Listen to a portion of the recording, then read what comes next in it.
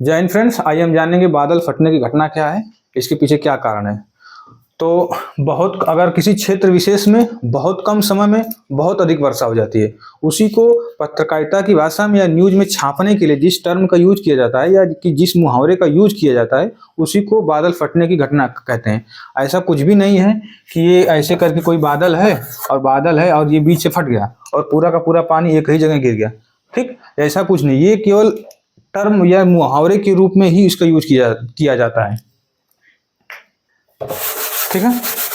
तो वास्तव में जो बादल फटने की घटना क्या है कि बहुत कम समय में बहुत अधिक वर्षा जिस किसी क्षेत्र विशेष में होती है, उसी को बादल फटने की घटना कहते हैं। अगर मान लीजिए, और अंग्रेजी में इसको बोलते हैं क्लाउड बर्स्ट। ठीक है, अगर मान लीजिए किसी क्षेत्र विशेष में अगर कोई मान लीजिए क्षेत्र है या कोई गांव है या कोई शहर है, बहुत यानी 2 घंटे में अगर 12 इंच पानी इस क्षेत्र में बरस गया और इस 12 इंच पानी को किसी विधि या माध्यम से यानी इसको वाष्पीकरण न होने दिया जाए और इसको नीचे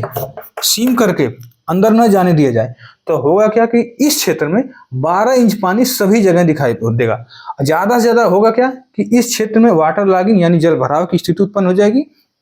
और इसमें नाव चलने लगेगी। इससे कोई जान या माल की कोई हानि नहीं होगी, जिससे इससे कोई नुकसान नहीं होगा। तो अगर मान लीजिए कोई किसी मैदानी क्षेत्र में यह घटना होती है तो इससे कोई विशेष प्रभाव नहीं पड़ता है, लेकिन अगर यही घटना पर्वतीय क्षेत्रों में होती है तो तब देखें कि क्या पर्वतीय क्षेत्रों में क्या होती है स्थिति। अगर 12 इंच पानी यहाँ, अगर मान लीजिए किसी बहुत कम समय में किसी पर्वतीय क्षेत्र में बहुत कम समय में बहुत अधिक वर्षा होती है, तो अगर ये 12 इंच पानी यहाँ बरसा और ये 12 इंच पानी यहाँ बरसा और ये 12 इंच पानी यहाँ बरसा और यहाँ बरसा, तो होगा क्या कि ये अगर 12 इंच पानी इस अगले बार जैसे ही वेग से नीचे आएगा, इस अगले 12 सेंटीमीटर से इंच से मिल जाएगा, तो हो जाएगा 24। अब जैसे जैसे ये पानी तेजी से ढलान के सहारे आएगा तो ये हो जाएगा 36। एकत्रित होते होते नीचे इतना अधिक वेग से आता है कि इसमें इतना ऊर्जा हो जाती है कि इसके सामने मकान, दुकान, बिजली के खम्मा को उखाड़ते हुए चलता चला जाता है। अगर मान लीजिए इसी पहाड़ी के नीचे या गांव है, कोई शहर है, तो इसको पूरा बहाते हुए चलता चला जाता है। आप समझ लीजिए कि ये कितना खतरनाक है। तो बादल फटने की घटना वास्तव में कोई है नहीं, कोई बादल है और वो बीच से फट गया और एक ही जगह बारिश हो गई, तो ऐसा कुछ भी नहीं। बस है क्या कि ये जो ढलान के सहारे सारे जो पानी एकत्रित होते होते नीचे आता है, उसके कारण से इतना ज्यादा ऊर्जा उसमें होती है कि उस चीज को बहाते हुए मतलब चलता चला जाता है। तो आइए हम जानेंगे कि जो बादल फटने घटना अक्सर देखेंगे तो ये पर्वतीय क्षेत्रों में ही घटित सुनाई देती है। कभी भी आप न्यूज में पढ़ेंगे तो जब भी आप घटना सुनेंगे तो वो अक्सर पर्वतीय क्षेत्रों में ही घटित मतलब होती है। अब ये है अपना पश्चिमी घाट और ये है अपना यानी कि ये हिमाचल, उत्तराखंड या ये जो हमारा हिमालय है, क्योंकि मैं इंडियन जब टोपोग्राफी बताऊंगा तो आपको अच्छे से समझाऊंगा कि क्या है। तो अब मैं मतलब आपसे पूछना चाहता हूं कि बादल फटने घटना अधिकतर यहाँ उत्तराखंड या हिमाचल प्रदेश या जम्मू कश्मीर में होती है, क्योंकि यहाँ क्यों नहीं होती? यहाँ जान माल की हानि ज्यादा होती है, यहाँ नहीं होती है। तो जो उत्तराखंड के ये जो पश्चिमी घाट के जो पहाड़ हैं वो ज्यादा ऊंचे नहीं होते हैं। अगर यहाँ से मानसूनी, अगर ये अरब सागर है और ये बंगाल की खाड़ी है, अब यहाँ से जो मानसूनी बादल बने, मानसूनी बादल जैसे आएंगे इस पहाड़ से टकराएंगे और टकरा कर के जैसे ये ऊपर उठना चाहेंगे। अब जैसे ऊपर उठेंगे तो एक समय के बाद जब बादल जैसे जैसे ऊंचाई पर आप जाएंगे तो ऊंचाई पर जैसे जैसे जाएंगे तो होगा क्या कि टेम्परेचर में कमी आती जाती है। तो जब ये बादल जैसे जैसे ऊपर उठते जाते हैं और ये एक समय के बाद ये ड्यू पॉइंट आ जाता है। ठीक, अब जैसे यहाँ इस ड्यू पॉइंट पे बादल पहुंचे तो यहाँ क्या होगा, बारिश हो जाएगी और इस क्षेत्र में बारिश हो जाएगी और ये बादल कुछ बादल में जो बची हुई नमी है इस बादल को क्रॉस कर जाएंगे। लेकिन अब उत्तराखंड में ऐसी घटना क्यों होती है? अगर ये मान लीजिए उत्तराखंड के पहाड़ हैं,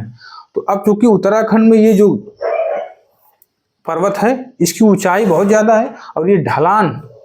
स्टेपी स्लोप है, यानी कि इसकी ढलान जो है बहुत तीव्र है। तो अगर मान लीजिए यहाँ से मानसूनी बादल और यहाँ से मानसूनी बादल यहाँ पहुँचते हैं, ठीक, यहाँ से यहाँ पहुँचते हैं, तो अब जैसे जैसे ये मानसूनी बादल यहाँ पहुँचे, अब चूंकि ढलान कम होने के कारण और ऊंचाई ज्यादा होने के कारण ये मानसूनी बादल इसके सहारे ऊपर चढ़ेंगे। अब ये बादलों में जो जलवाष्प की मात्रा बढ़ती चली जाएगी। फिर चूंकि मानसूनी बादल लगातार चलते चले जाते हैं और इसमें क्या है, जलवाष्प की मात्रा बढ़ती चली जाती है और एक समय के बाद, क्योंकि बादलों में जलवाष्प ग्रहण करने की क्षमता, जैसे अगर कोई रुई मतलब जिसमें कोई सोख्ता है या कोई रुई है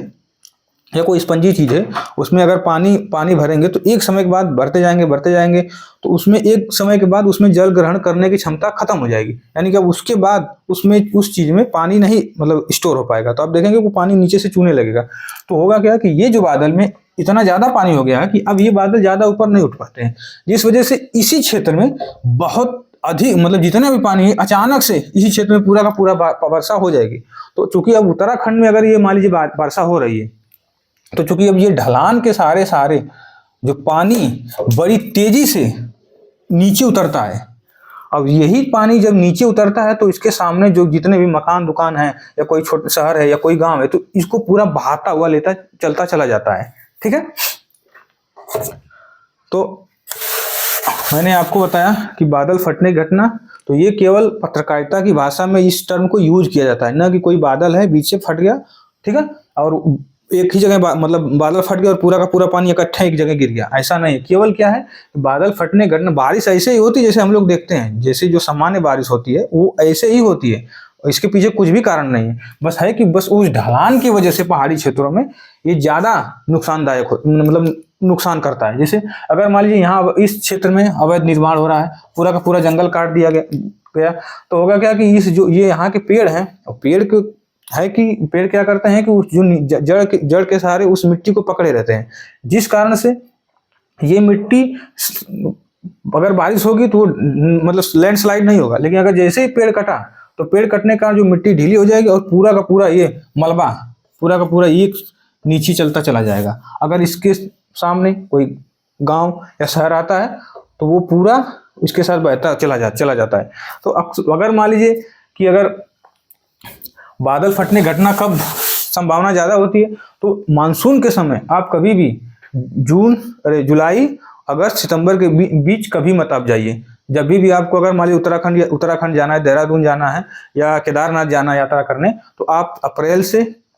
मई जून के बीच में जाइए या उसके बाद सितंबर अक्टूबर, क्योंकि उसके बाद ठंडी में आप चूंकि वहां बर्फबारी होती है, बंद रहता है। तो मानसून के समय तो आप अभी मतलब अक्सर मत कभी मतलब अक्सर देखेंगे मानसून के समय अधिकतर लोग जाते हैं, लेकिन मानसून के समय जाना यहाँ बहुत खतरनाक होता है, यहाँ मतलब जान जाने की संभावना ज्यादा होती है, इसलिए लोग प्रेफर करते हैं, जितने पढ़े लिखे लोग होते हैं वो इस समय नहीं जाते हैं। ठीक है, तो बादल फटने घटना अगर आपको समझ में आया इसके लिए धन्यवाद।